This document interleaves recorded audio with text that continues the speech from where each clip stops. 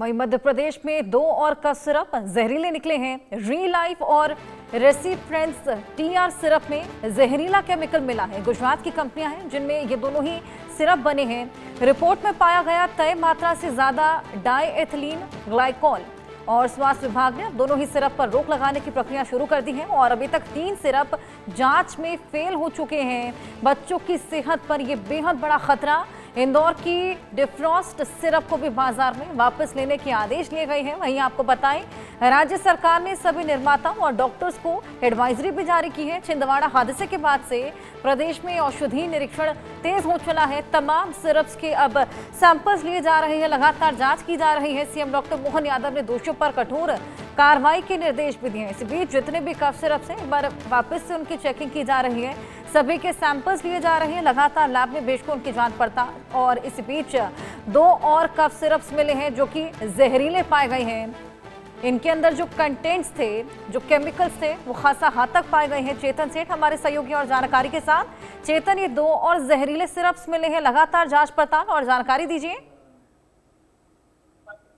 बिल्कुल, देखिए, लगातार मध्य प्रदेश में इस तरह की घटना सामने आ रही कि छिंदवाड़ा में 17 बच्चों की मौत हुई, 15 बच्चों की छिंदवाड़ा में और 2 बच्चों की बैतूल में, यानी कि कुल मिला के प्रदेश भर में 17 बच्चों की मौत हो चुकी है। और मौत का कारण सबसे बड़ा सिरप है। जो सिरप पहले दिया गया था, उस सिरप पर राज्य सरकार ने परसों ही बैन लगाया है। बैन लगाने के साथ साथ जितने भी मेडिकल स्टोर पर प्रदेश भर में जो सिरप पाई गई थी, उसको जब्ती की कार्रवाई भी राज्य सरकार की ओर से की गई है। क्योंकि सरकार की ओर से जो रिपोर्ट आई है, उस रिपोर्ट में खुलासा हुआ है कि लगभग 48% जहरीले पदार्थ इस सिरप में मौजूद थे, जो मानव जीवन के लिए बेहद ही खतरनाक हो सकते हैं। चाहे बच्चे, बुजुर्ग या नए युवा हो, किसी के लिए भी, यानी कि मानव जीवन के लिए बेहद ही खतरनाक है। सरकार की ओर से 12 सैंपल लिए गए थे। 12 सैंपल में से 4 सैंपल जांच के लिए भेजे थे। 4 में से नाइट्रो डीएक्स जो सिरप है, उसका सैंपल पास हुआ था। बाकी जो सैंपल है कोल्ड ड्रिप का सिरप का सैंपल पहले फेल हुआ।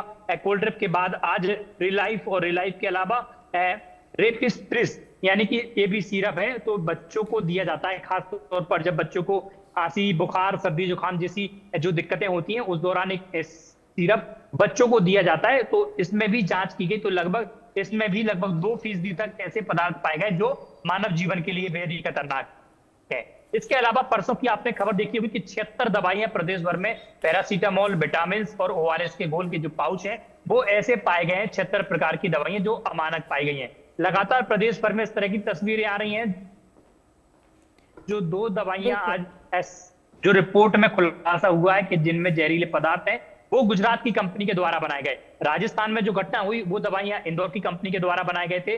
उन पर भी सरकार चिंतन कर रही है और मार्केट में जो स्टॉक है, उस स्टॉक को वापस लाने की तैयारी कर रही है। संभावना जताई जा रही है कि इन 2 सिरपों को आज शाम तक राज्य सरकार प्रदेश भर में बैन भी कर सकती है। बिल्कुल चेतन, वाकई ये बेहद कंसर्निंग मैटर। आप इस पर नजर बनाए रखिएगा। फिलहाल बहुत शुक्रिया तमाम जानकारियां साझा करने के लिए। इसी के साथ वक्त एक छोटे से ब्रेक का है, जल्द हाजिर होंगे।